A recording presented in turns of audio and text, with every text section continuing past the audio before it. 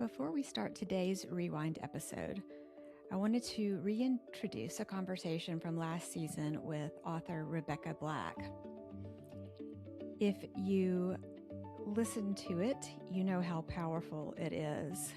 Rebecca joined me to talk about the courage it takes to confront the things that we have perhaps buried or things that we want to avoid. Since we recorded this conversation, Rebecca has released a new book called Raising Prey. And Raising Prey continues her exploration of resilience, vulnerability, and the complicated ways we learn to protect ourselves. Listening back to this conversation reminded me why Rebecca's work resonates so deeply. So today I'm sharing our original conversation again. I hope you enjoy my interview with Rebecca Black, and we hope to have her back soon. Well, hello, and welcome to Story Sessions, where your story matters. I'm your host, Laura Lynn Donahue, and each week we gather for meaningful conversations rooted in lived experience. Thanks for being here. Let's dive in. Hi, Rebecca. Welcome to In the Margins. How are you? I am great. Thank you for having me. How are you?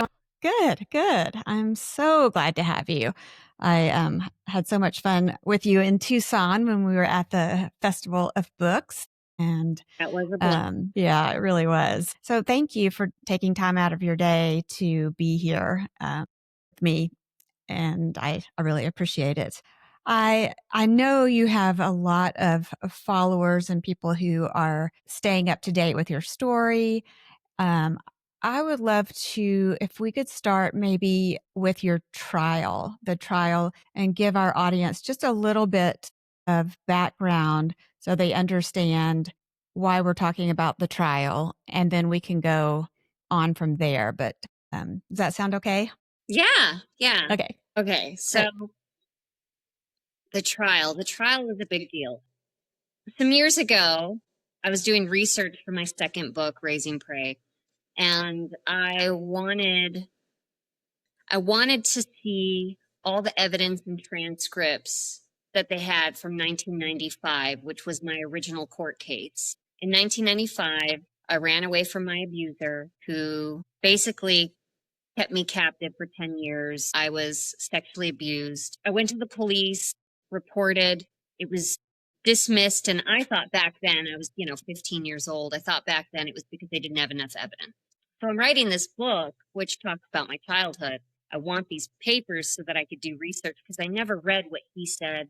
I never read any of the details. I only know what I said. I was a minor. Yeah. I get the paperwork, and it's funny because all the physical evidence had already been destroyed, but they still had the transcripts and the documentation. So they send it to me and they said, wow, this was really lucky. It was 6 days from being destroyed. Wow. I know. I said, no. My goodness. So all of it would have been gone in 6 days had I waited any longer. So I get this material and I start reading through it, and I read through my abuser's testimony to the cops, and I couldn't believe that this man walked. He never even outright denied anything. And this is when you found these, but these were from when you were 15, yes, right? From 1995. Okay. So we're talking at the time that I hold these records, it would have been like a 27-year-old case. Okay. Wow. And then I read what the prosecution had said. The cops were ready to move forward. They brought it to the prosecution's office. They wanted to move forward. And the prosecution didn't want to. Her statements were quoted by the police because they were so stunned. She was quoted to say, well, a couple of things: that I was a troubled kid in school and I was likely making it up to get out of trouble. And then the other thing she said, this is what really made me angry, was that she said the way I had described being assaulted, which was on my stomach, she said was impossible and unbelievable. Wow. Uh-huh. That's devastating. It was devastating. It was. Do you want to tell us about your stomach at all, or is that, So or just even what they were requiring back then, because, we're talking 1995. right, There was yeah, no training on how to interview minors, let alone rape victims, really.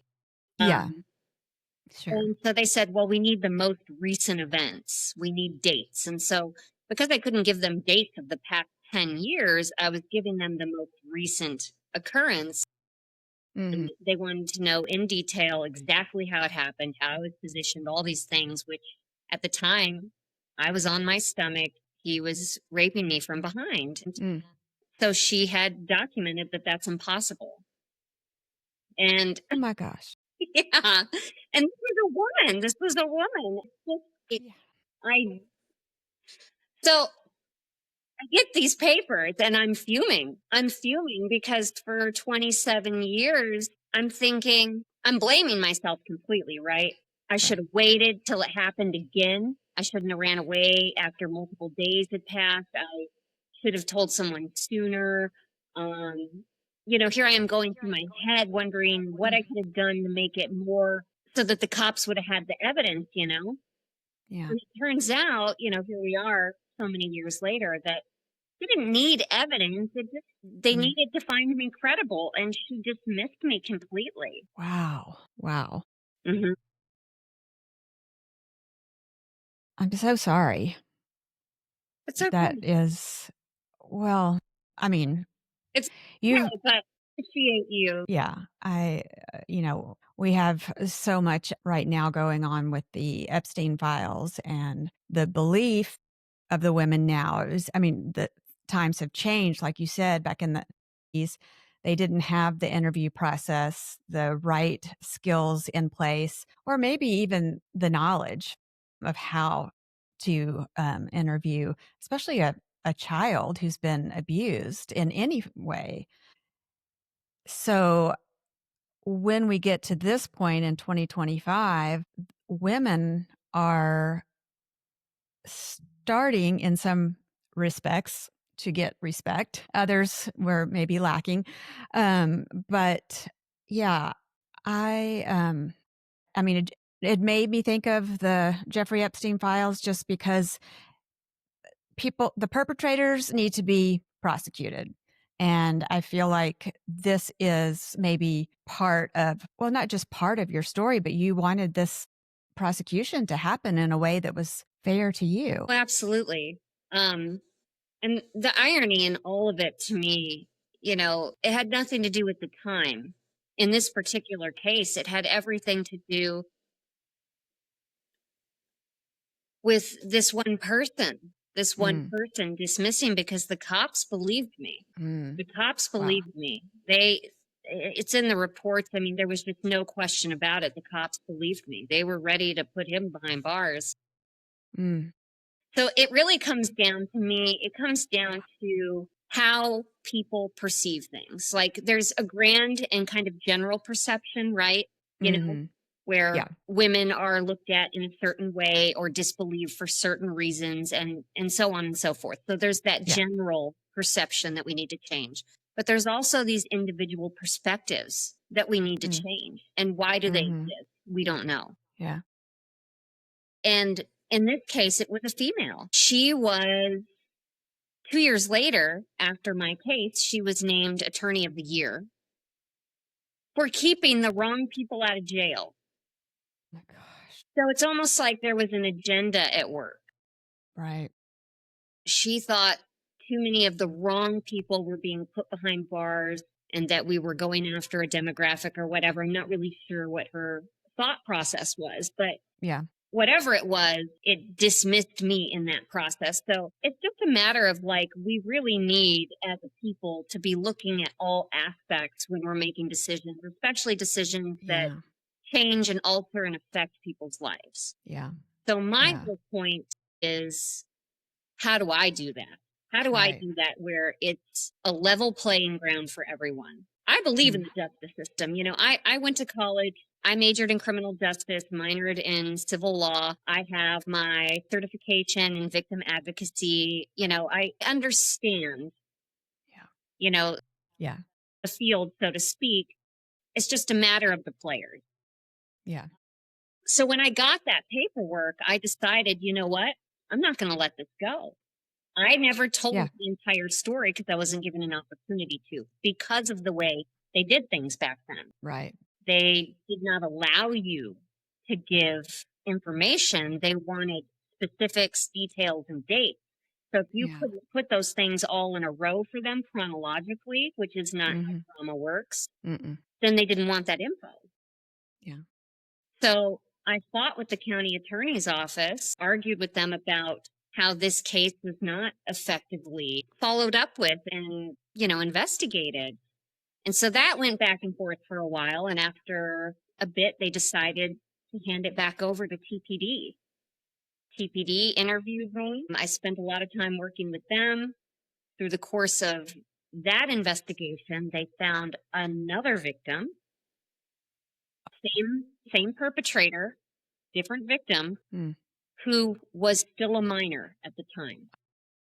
So here we are at the 29-year mark. My case, 29 years ago was my case.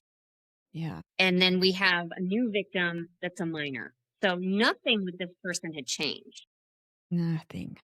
And yeah, so they investigate, they get enough to go to trial, and we go to trial. Yeah. Wow. Yeah, and we won. Oh my gosh. I remember, I remember seeing your joy, your disbelief, your belief, just all of the things, all the things on social media. And, from afar, I know some of the story, but, to know more of the backstory, just as far as what was left out and how you were treated, is really, it makes it all look even more different, I guess, just the details. And before this trial, one of the ways maybe that you had worked through your trauma, and if I'm wrong about that, just tell me, but with your book, Facing the Elephants, that was your first book. And do you feel like that was a way for you to work through trauma, writing, or not? No, it absolutely was. Honestly, so Facing the Elephants, I wrote before I even found the paperwork and knew about the whole potential of the trial. Right. Most of my young life, after I escaped this person who I was with for 10 years, I struggled. I didn't have any family. My mother abandoned me with him. She was a prostitute. That's how she survived.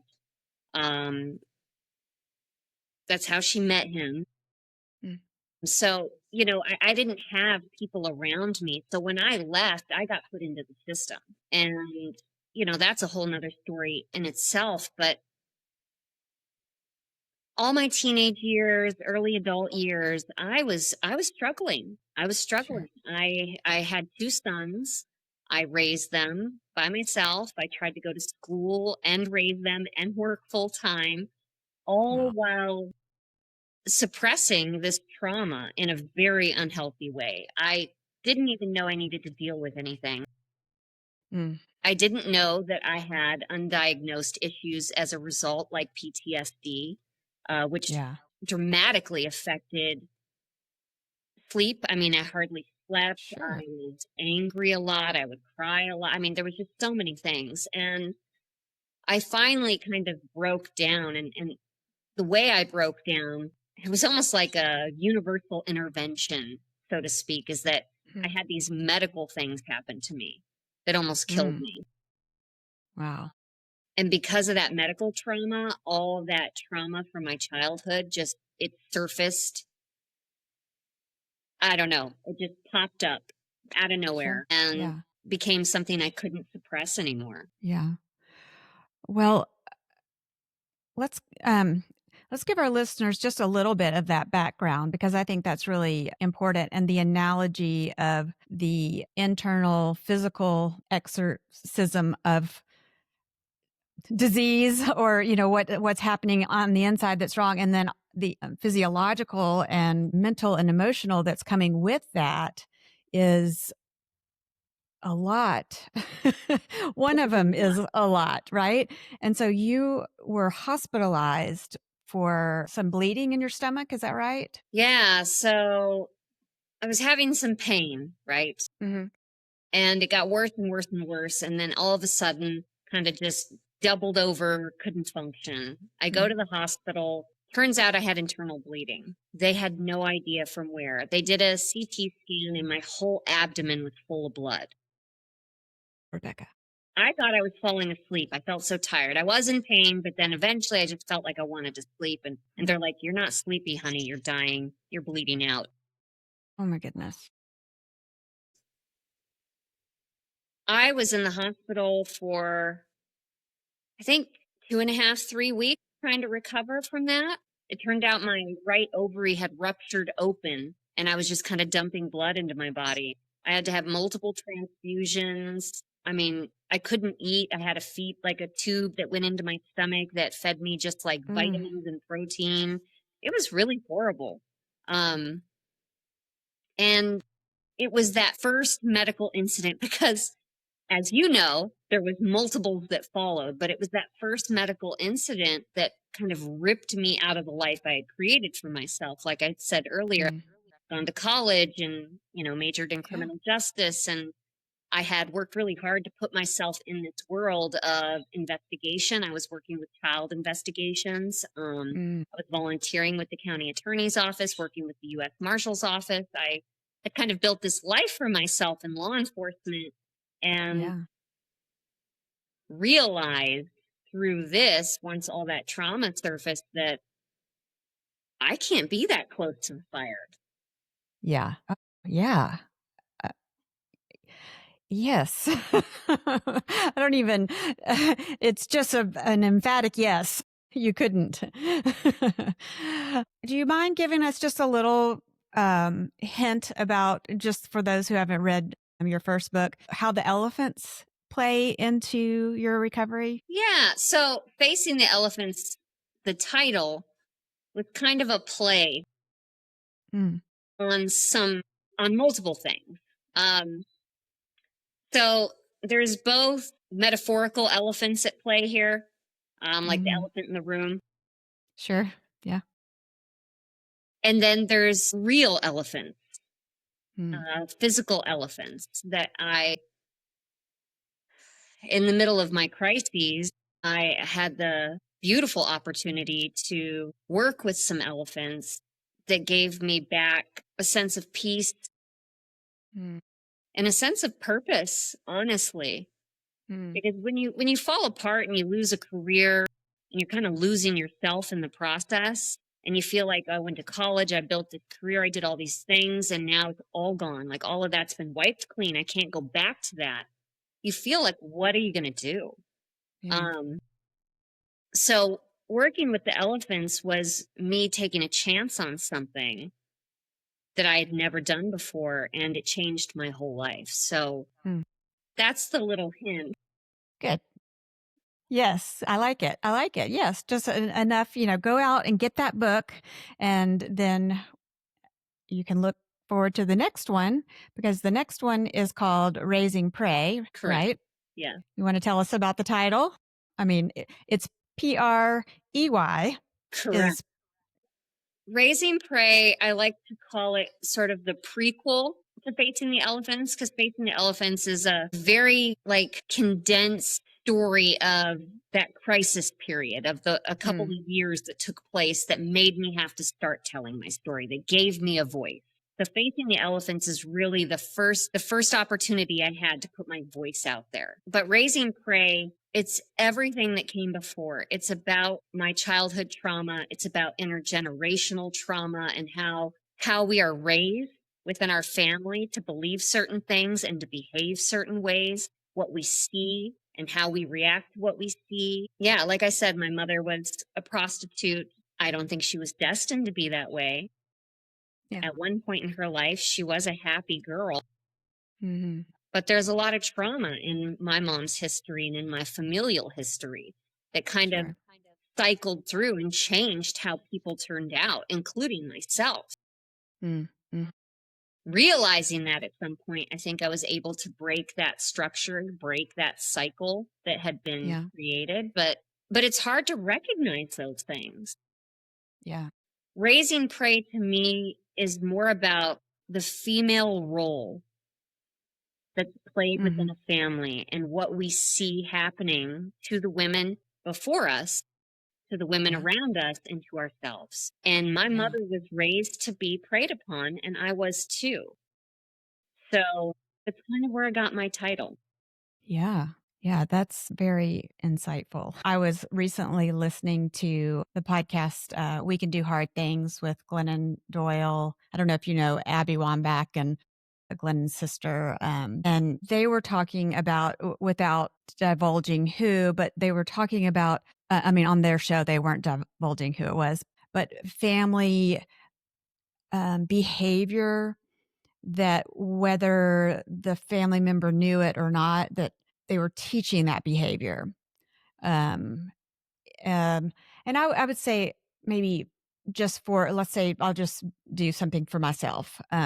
For example, my dad liked to stuff his feelings and kind of push things down and not talk about things. And later on in life, I realized that I have that same quality. Now, he didn't intend for me to grow up not expressing my feelings, but he also had his own trauma. So there were reasons behind some of the behavior that you have to break the cycle so that each generation can be broken a little more and a little more until, we're still going to bring our stuff to our lives because we're, human beings. But just thinking about growing up and the environment that you were in, that your mom was raising prey and she was raised as prey. That's very, that's a slap in the face. Yeah. Yeah. It really is. I remember the way she talked about her mother. She hated her mother. Mm. And then my grandmother hated her mother. And at some point, for a while, I hated my mother. Mm-hmm. All for a multitude of reasons. But I remember as a child just wanting her to love me. I just really wanted that attention, that affection, and I really wanted some sort of like approval from her. Yeah. And I Yeah. remember at one point being scared of a place we were and around the men we were around. And I remember telling her, why can't we just leave? Mm. And it was rare that I asked my mom questions that I knew would be a scary question because she was a very angry woman, and would lash out a lot. But I remember feeling afraid enough that I just needed to ask her, why can't we leave? And I remember her grabbing me by the top of my arm and shaking me. She told me, we're here and I do the things I do for you. Mm. And I remember really internalizing that. Really internalizing that and thinking about all the stuff I had seen her do in front of me. Mm-hmm. Because we were really poor. There was times I never had a bed almost all my childhood. I didn't have a bed. I was sleeping on the floor through a lot of the places we would stay at, and she would, bump around from house to house with different men. And I would be awake 4, 5, 6 years old. I don't know how old. And I would see her with other men and things going on around me, or, whatever kind of abuse was happening, and thinking back to what she said, going, oh, she has to do that so that I can be here. Yeah. Yeah. Which makes you think that that's eventually what you're going to have to do, right? Absolutely. Yes, the environment that you're in and what you're being taught, what you're being modeled. And how would you know any different? Right. You know, you wouldn't. Wow. Well, I know you have 2 sons. I do. And I think they're pretty crazy about you. My sons are amazing. I am completely blessed to have them in my life and for them to have grown up the way that they did, because they are just outstanding young men. So different, each of them. So different. But they get along so well. It's amazing. Oh, that's great. I've heard you talk about them before, and I love to see that joy on your face. They are my joy. Good. I get it. I totally get it. Um, as you're writing Raising Prey, you dive into these documents that from the court, from your case back in the 90s. And do you stop writing for any reason? Are you waiting for some details to become more clear? Or are you waiting for the trial before you can finish the book? Does the trial play into the book? You know, when that happened, I did stop for a while. Mm-hmm. I stopped. I felt this. Okay, when I wrote Facing the Elephants, I felt like I started some momentum in my life, that my voice mattered.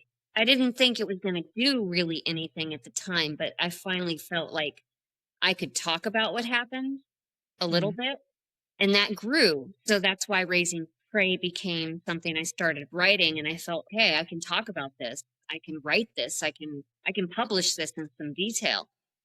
So when I got those documents and found out what I found out, it almost took me back a bit, like pushed me back into a place for a minute where I felt like, oh, I didn't matter. My voice didn't matter.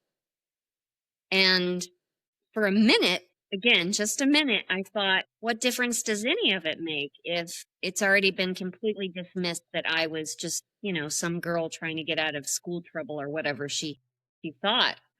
But then after that moment of normal human feelings passed, my anger kicked in. And well, it should. My anger kicked in, and it kicked in with fury. And yeah, I paused writing the book, and I decided that the book would be all that much more powerful if I pursued this, that my voice was going to be heard on all levels, not just shared, heard. And yeah, so I did pause it, and I did think that adding some stuff about that in the trial was crucial to Raising Prey. Yeah, yeah. One of the reasons I ask you that is because when I was writing my book, there were things that came up for me that I felt like I had to stop writing and deal with. And I think when you're doing a memoir, the things that I hadn't, just things that I needed counseling on, behaviors and patterns, and I just wondered. I was kind of curious just from my own experience. Often I don't hear authors talk about taking that pause, and I think it's interesting, and it sure opened up a lot of opportunity. And I mean, for you, for just hopefully the healing, the exposure of this predator. And I know that this is, I mean, quite, Rebecca, it's quite the story. No one should have to go through what you went through as a child. And, but your story will help others. There are people who are living similar stories that we don't know and that are getting pushed by the wayside. And I know that you mentioned to me that you're working on a documentary of your life. And I think that would just be fascinating to know a little bit more about that. Because, I mean, talk about exposure. I mean, you've got your books, you've got your trial, and then to actually see it, on the screen in details of the documentary style. I think that's pretty brave, really. I know that my book has impacted people facing the elephants because I've had people come to me and tell me that. I've had people message me on social media and tell me that. I've had people come to signings and talk to me about the influence it's made on them. And that means everything to me, because that was the reason I wrote the book. And that's the reason I wrote Raising Prey. But when I got this case to be reopened, and when I got this to go to trial, I realized that it had a deeper impact beyond people just telling me, this helped me, this changed my life. Because 2 other victims that I won't mention what they're victims of or whatever, 2 other victims came to me specifically and said they knew about my story, they knew about what I was doing, they knew about my book, and they knew that I had challenged this old case and that it was being reinvestigated and that it was going to trial. They didn't know whether I was going to win it or not, but they knew I was going to trial and going to testify, and that it was a really old case. And so 2 victims came to me and disclosed that they were victims, disclosed what had happened to them, and told me that because of what I was doing, they wanted to come forward and they asked for my help. Wow. And so I sat with 2 different victims to be their support while they told the police their story. And both of them got a trial out of it. Wow. I'm not usually a crier, but that made me cry. I mean, that was, that's. Yeah, you're going to make me teary. I can't No, watch sorry. you cry without crying. I don't have any Kleenex around, so it's okay. So in those experiences of being able to share and maybe offer someone else hope, what does that feel like?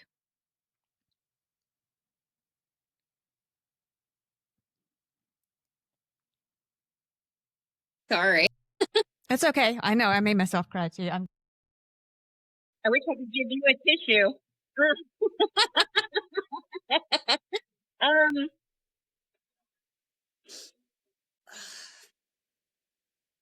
We can come back to it if you want to. It's not for me, it is hope. It's hope that there's going to be a shift in the hearts of these women out there, that they can do it. That, yes, there's a lot of stuff that's going to be scary, that it's going to be difficult and challenging, but that they're braver than they know, and that once they do, they will find peace. Not everybody's going to get a trial. Not everybody's going to get a conviction. And I even had women that attended my trial, lots of women that came and sat the whole week at my trial that were in their 60s, that had been chronically molested or raped in the past, that were there to support me because they were sort of living vicariously through me. Yeah. Watching me come up there after so many years had passed, tell my story, and then find a conviction out of it. They were getting some sense of peace. And they told me this, these women were crying and they told me this. So I think that your question before, what do I think that this is going to do, this documentary piece, is that I think that sometimes people need to see it. And if there's a platform out there that I can get my story across that reaches somebody in a way that maybe they're unreachable through books, they're unreachable through podcasts, they're unreachable through a documentary, I don't know. I'm reaching them in a different way. Yeah. And that's all I want, is to see that wave of change happen for women, because those women that sat in a courtroom that were in their 60s told me, when they were young, had they said anything, their mothers would have told them to keep their mouths shut. Yeah. And that was the era. Yeah. Yeah. Sadly, you're right. It was. It seems so impossible to have that was the way. We just pushed it under the rug, didn't tell. That I'm glad that has changed. I hope it's changed more than we know. I mean, I hope that girls, women, children, boys are speaking out to someone that they trust and are being validated in whatever the situation is. Um, how else do we break a cycle? So, how far along is the documentary? Have you started it, or is that coming out? And what? How long do we have to wait? Well, you definitely have to wait till 2026. Um, Okay, it's not going to come out till 2026. Do I have a release date yet? No. Um, I have been thinking about a documentary for over a year now, which means I have a lot of content already. I have been accumulating content for about a year now, and now I have a producer in place, and right. interviews start next week. So, Wow. yeah, so people in my life, including myself, will be interviewed about my past and the trial. There will be a lot of other things tied into it. It's going to have like a three-part kind of storytelling mode where it's like part one, part two, part three. Mm, Now, is that going to be in series? I don't know. Is it going to end up as like a one long movie? I don't know. I don't know any of that yeah. yet. Yeah. But Yeah. I do know it will be done by next year. Wow. Well, I mean, next year is really not that far away. But it's not. It's not. And I know that we will have a actual trailer for the documentary by Tucson Festival of Books. Awesome. That's in March. Yeah. Yeah, I've got that to look forward to. Yeah. Wow. Well, gosh, can I say I'm proud of you? Of course you It can. seems so juvenile, but or I don't know, patronizing, but it's just like that's a lot.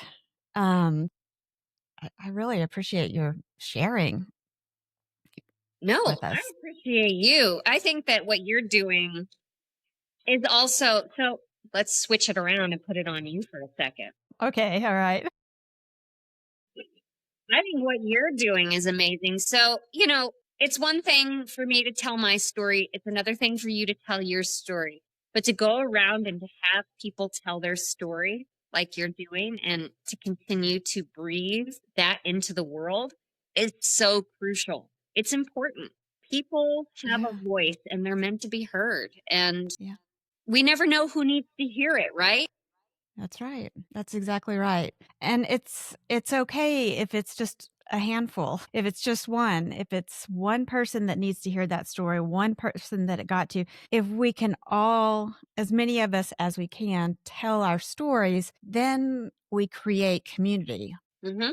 because then the stigma or the misperceptions that fades away and you see the humanity that's there and that we are all a lot more similar than different because we do have stories and as a celebrity who has a story, their story's going to get told. Theirs is going to be on the news or the movie or they have this large platform to reach a large amount of people, but I think it is just as important for the smaller platforms, whether it's this podcast, whether it's your documentary or a book, is trying and reaching for people. And you know I want to know stories because I want to know people. And I just think that this is a good way to do it. Um, and of It course, I is. was encouraged and supported by W Brand Publishing. Thank you, Julie. Yes. But yeah, I'm so glad you've been here with me today. Um, oh, I have a few questions that we ask kind of toward the end. We don't Okay. have to be finished, but I don't want to forget. The question is, what are you reading, watching, and listening to? So basically, what we're going to eventually do is put together like a playlist, but one of books one of television, one of podcasts, or just, you know, what's out there. You're always looking for some new content to dive into. But Sure. it doesn't have to be current. It could be a favorite, or you want to Oh, start. hmm. Did you have a favorite binge? So let's start with what I'm reading, Okay, perfect. because I flip flop between books a lot. Sometimes I'll read something new. Sometimes I'll go back to something I just want to read again because I just want to absorb that again. And I am on something that I wanted to read. What are you reading? Tell us about where you are right now as far as So reading. the reading, it's something I've read before, but I wanted to read it again because it's just one of those things where you read it again and you find something more from it. It's called, you're gonna laugh because it has elephants in it, but it's called Elephant Company. I haven't heard of it. Elephant Company. Elephant Okay. Company, and it's a World War II book. Amazing. It's a true story, and it's about a particular British man who moves to India, take over the teak business, and you have to read it. It's a tearjerker. It's emotional for a lot of reasons, but it also it's one of those books that will amaze you. Yeah. And it will change how you feel about elephants if you really don't care about elephants, because Mm. in the end, the elephants are the hero of the story. Oh, wow. Well, that's going on my list for sure. Elephant Company. Elephant Company. Okay. Oh, look. I wrote it down. Elephant Company. Nice. Nice plug. We'll have to get in touch with the author. Right? Yeah. I mean, you know. So do you watch TV? Do you binge shows I or? do binge shows. I don't like Yep. cable or any actual regular television. Yeah. Yeah. I will pay to not see ads. Totally understand it. How many medications do we have to know about? So I am, for the second time, and it's going to be another disappointment because they never finished the series. So I already know it's coming. But it plays into another book I read. I am binge watching American Gods, Oh, which was I haven't. originally a book written by Neil Gaiman. Sure. Yeah. And I love that book. So when they came out with a show, I had to watch it, and they nailed it, but they never did a third season to finalize the show or the book. So Man. it's really disappointing. So I'm sorry to anybody who looks it up, watches it, loves it, and realizes there's no ending. Yeah. You have to read the book, I guess. Yeah, I have to read I have to read the book. Neil Gaiman, he's a great creative. He is very interesting. Yeah. And so so you have also read that book. Yes. Is the book better? They always say the book is better. I don't know. You know, the book was amazing. I've read it multiple times, but the show is equally amazing. And I think it's because Neil Gaiman had something to do with the production. And the way Neil Gaiman writes makes it really easy to plug people into the roles. And you wouldn't know it until you've watched a show based on one of his books, is that he doesn't actually ever really truly describe a character, just behavior. Very interesting. That is very interesting. Yeah, behavior can become your description. I mean, yeah. Well, okay, so there's another one. And then what about what about listening? Do you listen to music or podcasts or? Sometimes I'll listen to podcasts, for sure, but I'm more of a reader. I mostly, if I'm listening to something, I'm listening to music. Yeah. And that varies. Any particular era that you lean toward?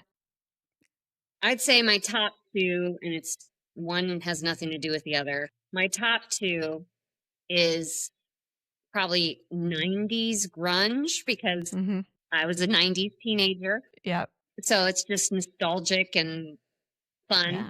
And then I am obsessed with like Bill Withers, Aretha Franklin, Al Green, like that kind of music. Yeah, yeah, Otis Redding, I could dive into that stuff and get lost for days. yeah. It kind of feels like a Sunday jazz-ish Yeah. blues with some, Bluesy, jazzy, yeah, emotional, soulful. It's just, I yeah. don't know. That kind of music I've been listening to the most probably my whole life.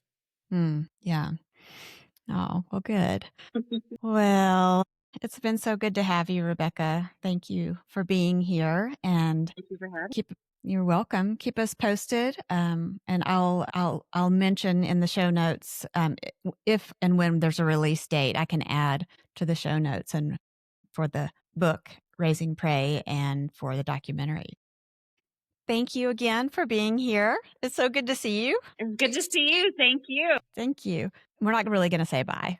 Okay. I just want, I'm like, what if I say bye and then she hangs up? And so anyway, You'll edit it's still, that out. yeah, we'll edit that out. But I just wanted to tell you that you're the second person that's brought up Neil Gaiman on, my podcast. Have you met Rich Merritt yet? Mm-mm. He's a new author, on W Brand. And he wrote, The Secret Life of a Gay Marine Porn Star. Oh, yeah, I saw the book. Yeah, yeah. But anyway, he and I were talking about Neil Gaiman for some reason. But a very dear friend of mine writes for him and has been a showrunner for him in Los Angeles. What was the series? Shoot. The Neil Gaiman series that was on. Oh, I did this last time and I couldn't remember what it was. But anyway, I was thinking about that and I was like, well, maybe I should tell Alan that they needs to push Neil Gaiman to finish that series so that Rebecca can have some closure. It is the most, I adore the book. Like I've probably read the book like 8 times. Yeah. Like I read it once and was like, oh my God, I have to read that again. And it's just one of those things. So when the show came out, I was like, there's no way it's going to be any good. It blew me away. The characters are flawlessly phenomenal. The show plays out so well. They couldn't have done it better. And then boom, it got canceled before they could finish it. And I was so pissed off. Oh, it got canceled. It wasn't that they didn't want it. It wasn't that they didn't want to finish. It got canceled. I can't even imagine I hate that. how it got canceled. How did somebody not love that show? It's the best damn show. Yeah. Yeah. Neil Gaiman, though, he's out there when it comes to creativity. Some of the things he comes up with, when you look up American Gods, some of the characters and what they do in the storyline is probably a little much for some people. Yeah. And there's a lot of nudity in that show because it's a very graphic book. Mm-hmm. So I don't know, maybe that was part of it. Yeah. Just not up certain people's alley, but yeah, I love her. Wow. Well, thank you again, really from my heart, for being here. And sorry about the trouble that we had at the beginning. I'm sorry. Well, you don't need to apologize, but that's why I try to remember to give my phone number just in case, because you just never know with technology what might or might not happen. Well, now I have your phone number. Now you have my phone number. Yes. We can text. We can, yes. Well, thank you, Rebecca. I know you've got a big week next week if you're starting with some of your interviews for the documentary. Well, best of luck on that. Thank you. And you're welcome. I hope you have a great rest of your week. Welcome to In the Margins. I am so excited about today's guest, Rebecca Black. Rebecca is the author of Facing the Elephants, and she is currently working on her second book, Raising Prey, and she's also working on a documentary. This conversation does have some sensitive content to it. So if you have little ears listening, or if you've experienced trauma and you don't want to hear about trauma, then this is not the episode for you. But it is a great conversation. Rebecca is an extraordinary woman and she has quite the story to tell. So stand by as I welcome Rebecca Black. Wow, that was an amazing, amazing interview with Rebecca. Rebecca, thank you again for coming on my podcast, In the Margins, for talking to me, for being open and vulnerable, and for sharing your story. I will help you share it. And speaking of sharing, be sure to like, share, and subscribe to In the Margins podcast, because that is the best way for us to get new followers and new listeners. And everyone's got a story to tell. So let's hear yours. Thanks so much for joining us for this episode of Story Sessions, where your story matters. If you enjoyed this episode, please subscribe to our channel wherever you get your podcasts. Leave us a 5-star review and share it with someone you know. And to learn more about the Story Sessions family, visit storysessions.live. That's storysessions.live. And remember, your story matters. See you next week.